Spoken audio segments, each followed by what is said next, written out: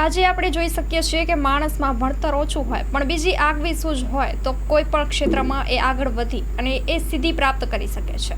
Story report by Paresh Pandya, Tilakwada. જય જવાન, જય કિસાન.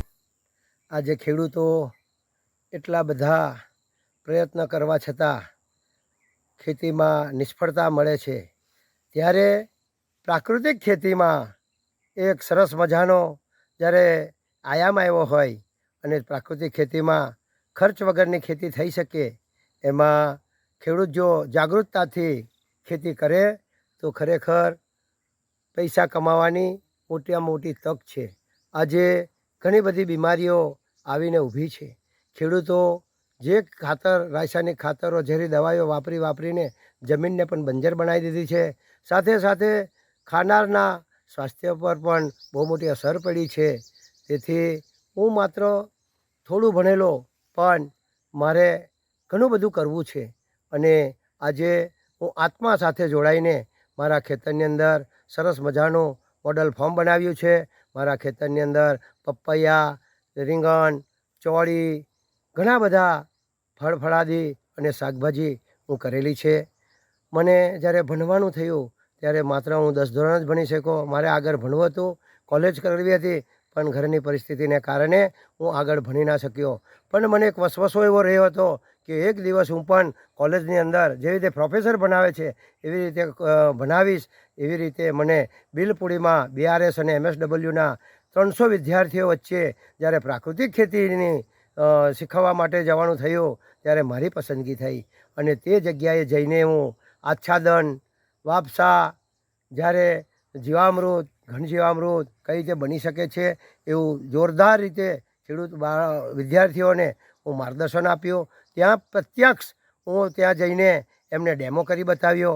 ત્યારે ખેડૂત વિદ્યાર્થીઓ પણ એટલા આનંદ કિલ્લોલમાં કહેતા હતા કે અમે પણ અમારા ઘરે જઈને અમારા ખેતરની અંદર આવું ગાય આધારિત ખેતી કરવા માટે અમે પણ પ્રયત્ન કરાવશું. અમારા મા બાપને શીખીશું કે આટલું સરસ મજાનું જ્યારે ખેતી કરવાનો મોકો મળ્યો હોય, આપણા ઘરે ગાય હોય અને આપણે જો ના આવું કરીએ તો શા માટે આપણે ઝેર ખાઈએ?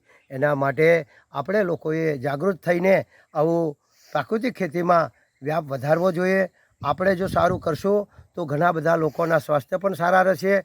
અને મને એક વસવસો એવો હતો કે હું જ્યારે અલગ અલગ જગ્યાએ જઈને ઘણા બધા અધિકારીઓની સાથે રહીને ખેડૂત તરીકે જ્યારે બોલવાનું થાય ત્યારે મારું ભણતર ઘણું નાનું, પરંતુ મારો અનુભવથી હું સારી જગ્યાએ અત્યારે જઈ આવ્યો છું.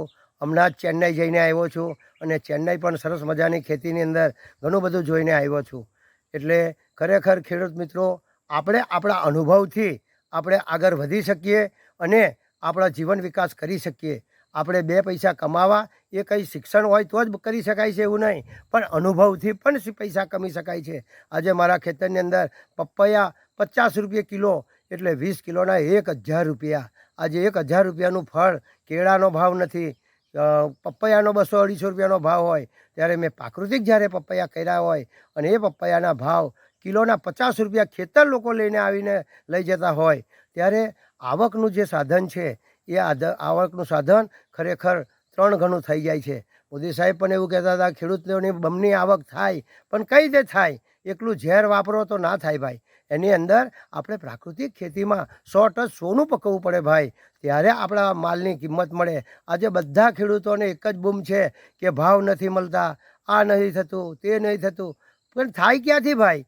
આજે ખેડૂતને પૈસા કમાવાની લાઈ લાગી છે. પ્રાકૃતિક ખેતી જો કરશો તો આપણા માલના ભાવ પણ સારા મળશે, લોકોને સારું ખવડાવવામાં પણ આવશે અને લોકો સારું કહેશે કે ના, આપણે આવું જ્યારે જો ખાશું ત્યારે આપણા સ્વાસ્થ્ય પણ સુધરશે. એટલે ખાનાર વ્યક્તિ પણ આજે બેબાકડો બન્યો છે. શું ખાવું? આજે પશુઓની અંદર પણ, ઊંધિયાની અંદર પણ રાસાયણિક ખાતર, ઝેરી દવાઈઓ છાંટીને પશુઓને જે ખવડાવવાનો ચારો છે તેમાં પણ રાસાયણિક ખાતર, ઝેરી દવા આવી ગઈ છે. તો પશુનું દૂધ પણ આપણને સારું મળતું નથી. તો તેના માટે ખેડૂતે જાગૃત થઈને પશુને ખાવા માટેનું પણ ચારો ઓર્ગેનિક બનાવવો જોઈએ, તો આપણને દૂધ ઓર્ગેનિક મળી શકે. માટે આપણે જો પ્રાકૃતિક ખેતી કરવી હોય તો પશુપાલન પણ કરવું જોઈએ અને પશુઓને સારો ચારો ખવડાવવા માટે, પ્રાકૃતિક ચારો ખાય એના માટે આપણે લોકોએ જાગૃત થવું જોઈએ. આપણી ત્યાં ગાય માતા હોય તો ગાય માતાને ઝેરી કચરું શા માટે ખવડાવવાનું? એને પણ પ્રાકૃતિક ખવડાવીએ તો આપણને પ્રાકૃતિક દૂધ આપે. અસ્તુ. જય ગૌ માતા. મારું નામ બારિયા ગોપાલભાઈ ગંભીરભાઈ, તિલકવાડા, નર્મદા જિલ્લો. હું તિલકવાડાનો રહેવાસી છું. અસ્તુ. જય ગૌ માતા. ચાલો ચિત્રોડ, ચાલો ચિત્રોડ. શ્રી વિરમ મામા ગૌશાળા ચિત્રોડ. શ્રી દુધેશ્વરી માં તથા શ્રી વિરમ મામાદેવની દયાથી તથા સમસ્ત ભક્તગણના સહકારથી શ્રીમદ ભાગવત સપ્તાહનું આયોજન કરવામાં આવેલ છે. કથાનું રસપાન કરવા તથા માતાજી અને મામાદેવના મહાપ્રસાદનો લાભ લેવા ભાવભર્યું આમંત્રણ છે. મામાની મોજમાં જોડાવા જરૂર પધારજો. શ્રી વિરમ મામાદેવના ભક્તગણો આપના આભારી છે. શ્રીમદ ભાગવત સપ્તાહ. કથા પ્રારંભ ફાગણ વદ 5મ બુધવાર તારીખ 19/3/2025 સવારે 9 વાગ્યાથી બપોરે 12 વાગ્યા સુધી, બપોરે 3 વાગ્યાથી સાંજે 6 વાગ્યા સુધી. કથા વિરામ ફાગણ વદ 11 મંગળવાર તારીખ 25/3/2025 સાંજે 6 વાગ્યે. સ્થળ ચિત્રોડ બ્રિજ 3 રસ્તા, હાઈવે રોડ, ચિત્રોડ, રાપર, કચ્છ. સંપર્ક પૂજારી ભાણજી બાપા. Mobile number 9998114306. લાઈવ પ્રોગ્રામમાં આશાપુરા ન્યૂઝના માધ્યમથી આપ જોઈ શકશો.